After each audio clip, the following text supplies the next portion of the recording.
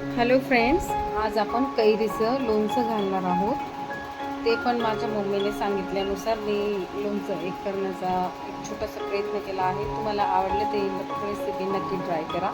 आपण इथे थोडा गूळ घेतला आहे, धने, लवंग, मिरे, मेथी, तेल गरम करायला ठेवलं आणि गरम तेलात बघा मी हे थोडं फ्राय करून घेतलेलं आहे. थोडं फ्राय झाल्यानंतर जे तेल आपण गॅसवर ठेवलेलं आहे त्याच्यात मी गूळ मिसळला आणि गुळाचं चांगलं पाणी होईपर्यंत हे तेल चांगल्या पद्धतीने असं गरम होऊ दिलं. बघू शकता तुम्ही गुळाचं कसं पाणी होतंय.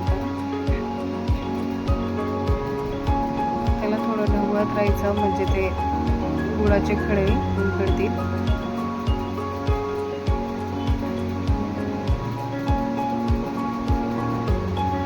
ह्या कैऱ्या 2-2.5 किलो ह्या कैऱ्या आहे. नंतर आपण घेतलं आहे गूळ, जिरे, बडीशोप, लाल तिखट वगैरे हे सगळं साहित्य घेतलं. परातीत सगळं मीठ टाकून मेथी, दालचिनी सगळं एक एक लेअर आपण टाकून घेतलेलं आहे. सगळं पुढे दिसेलच तुम्हाला अशा पद्धतीने. बडीशोप जी ती थोडी मी मिक्सरमध्ये नॉर्मल बारीक केलेली. तुम्ही तुमच्या पद्धतीने करू शकता. बडीशोप जर बारीक करायची नसेल तर नका करू, करायची असेल तर एक कंपल्सरी नाही. नंतर लाल तिखट घातलं.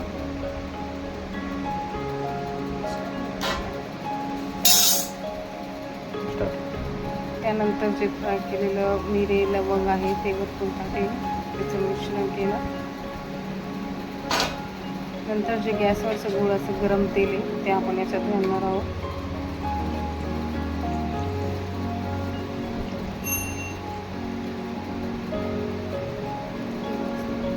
याला पूर्ण एकजीव करून घेऊ. एकत्र मिश्रण व्यवस्थित झाल्यानंतर त्याला थोडं गार व्हायला आपण ठेवणार आहोत.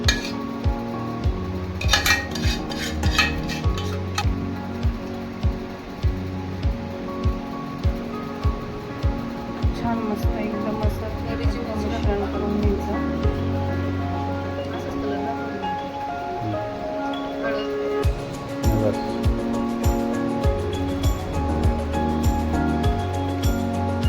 आता त्याच्यात टाकल्या कैऱ्या.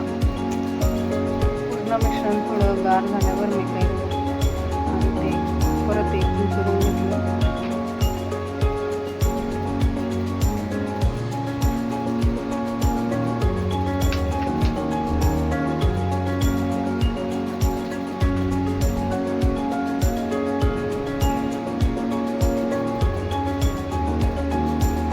एकत्र मिश्रण करायचं.